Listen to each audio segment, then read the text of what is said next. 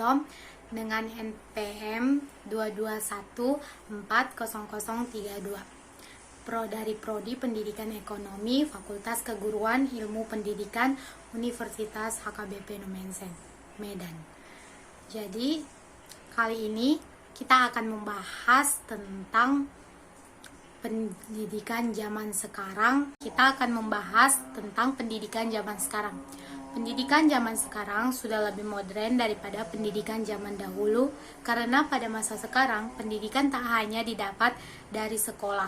Dengan teknologi, semua informasi dapat tersebar lebih cepat. Begitupun dengan pendidikan sekarang, siswa dapat belajar meskipun tidak sekolah, karena banyaknya media-media pembelajaran yang mudah dipahami dan menarik perhatian siswa untuk belajar dimanapun dan kapanpun. Namun, banyaknya siswa menyalahgunakan teknologi sehingga terjerumus ke dampak buruk teknologi yang merusak mental dan karakter siswa. Kita masuk ke poin yang kedua, yaitu perbedaan kurikulum 2013 dengan kurikulum Merdeka Belajar. Nah, sebelum kita masuk ke perbedaan kurikulum, apakah teman-teman tahu apa arti dari kurikulum?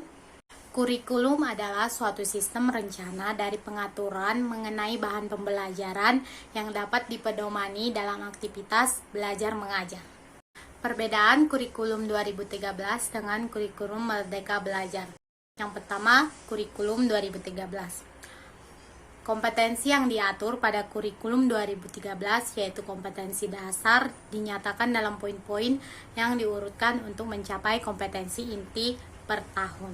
Jam pelajaran kurikulum 2013 diatur per minggu dengan alokasi waktu rutin mingguan tiap semester, sehingga siswa akan dapat nilai hasil belajar tiap mata pelajaran di akhir tiap semester.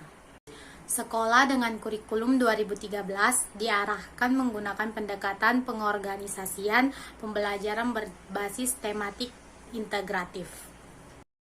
Nah, apa sih yang dimaksud dengan pembelajaran tematik integratif? Pembelajaran tematik integratif merupakan strategi pembelajaran yang melibatkan beberapa mata pelajaran ke dalam sebuah tema. Kurikulum 2013 menggunakan pendekatan pembelajaran saintifik untuk semua pembelajaran. Pembelajaran saintifik merupakan model pembelajaran yang menggunakan kaidah-kaidah keilmuan yang memuat serangkaian aktivitas pengumpulan data melalui observasi, menanya, eksperimen, mengolah informasi atau data, kemudian mengomunikasikannya. Penilaian pada kurikulum 2013 menggunakan penilaian formatif dan sumatif oleh pendidik untuk memantau kemajuan belajar, hasil belajar, deteksi kebutuhan perbaikan hasil belajar siswa secara berkesinambungan. Penilaian pada kurikulum 2013 dibagi menjadi penilaian sikap, pengetahuan, dan keterampilan. Sedangkan kurikulum Merdeka Belajar, kurikulum ini menyasar capaian pembelajaran disusun per fase, dinyatakan dalam paragraf yang merangkaikan pengetahuan, sikap, dan keterampilan untuk mencapai, menguatkan, dan meningkatkan kompetensi. Jam pelajaran Merdeka Belajar diatur per tahun sehingga alokasi waktu untuk mencapai jam pelajaran bisa fleksibel.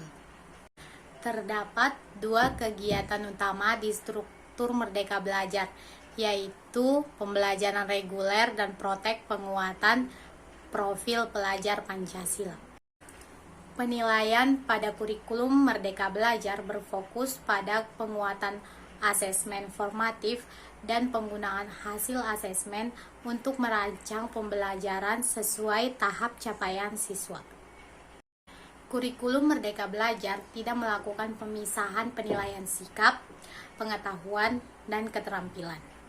Pada kurikulum Merdeka Belajar, pemerintah juga menyediakan perangkat ajar berupa contoh-contoh modul ajar, alur seperti alur tujuan pembelajaran, contoh proyek penguatan profil belajar Pancasila, contoh kurikulum operasional sekolah. Oke, kita masuk ke poin yang ketiga, yaitu kelebihan kurikulum 2013. Yang pertama, menuntut siswa lebih mandiri, kreatif, dan inovatif. Yang kedua, menekankan kepada pendidikan karakter. Yang ketiga, proses penilaian dilakukan dari semua aspek kecerdasan, sikap, dan karakter. Yang keempat, menekankan pada pendidikan karakter. Oke, kita masuk ke poin yang keempat, yaitu kelebihan kurikulum Merdeka Belajar. Yang pertama, lebih sederhana dan berfokus pada pengembangan kompetensi peserta didik.